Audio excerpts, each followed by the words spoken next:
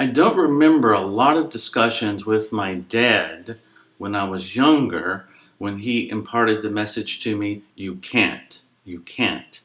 I do remember a lot of discussions later in life where the first thing he would say, whatever my idea was, you can't do that.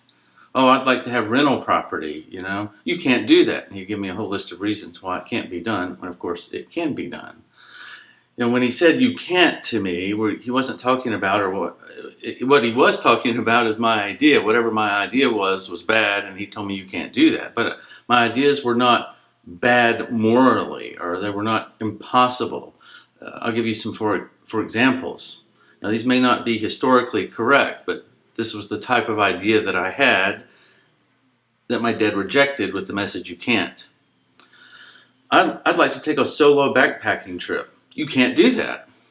Well, I can do that. It's just in my dad's mind, you can't. Where solo backpacking trips, it's a nice way to challenge a person. I want to ride my bicycle from Morganton to Hickory. It's only 20 or 30 miles. It's not that far, actually. People do much longer bike rides. I've done much longer bike rides as an adult. You can't do that.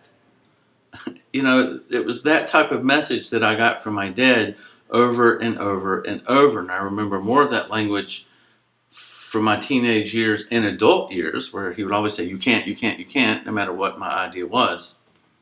I do not remember it from my early years, specific examples, but I remember this message, you can't, had been imprinted on me and had become I can't. And I remember one poignant, very sad, very terrible example. We were at Shoney's in Morganton, North Carolina. We liked Shoney's. I liked the Big Boy sandwich, and they had a hot fudge sundae, which was wonderful. And my parents liked it. I mean, it was really kind of a nice place to go for a family, and it was good that we went. There were 2 Green Beret colonels there at one time, and I loved the military, and I wanted to be in the military. And I asked my dad and mom if I could go talk to them, and they said I could, and I went and I talked to them, and I'd seen the movie Green Berets with John Wayne, and I wanted to be in the military, and the Green Berets were stationed in North Carolina. I was in North Carolina. It seemed to fit, and I talked to them, and they talked to me, and they were kind to me, and they were encouraging. And I said, I don't think I can do it. Even though I wanted to do it. I wanted to be in the military. I wanted to be a Green Beret, and I told them that. I said, I don't think I can do it. And they said, you can do it. Very positive. I mean, that's the right thing to say to a child. I answered to them, but I don't think I can. This message, my dad's message, you can't, had been so deeply imprinted on me that when I was talking about something I wanted to do, that I dreamed about,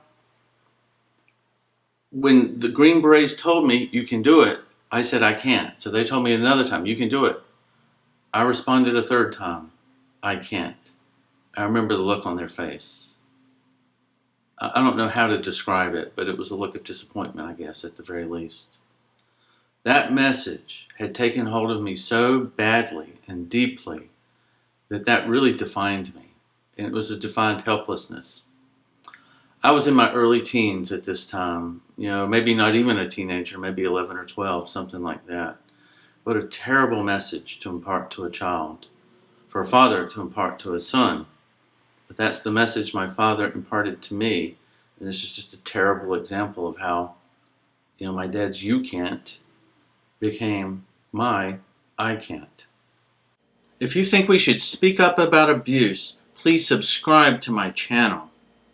If you think my stories will help someone, please like, comment, and share this video.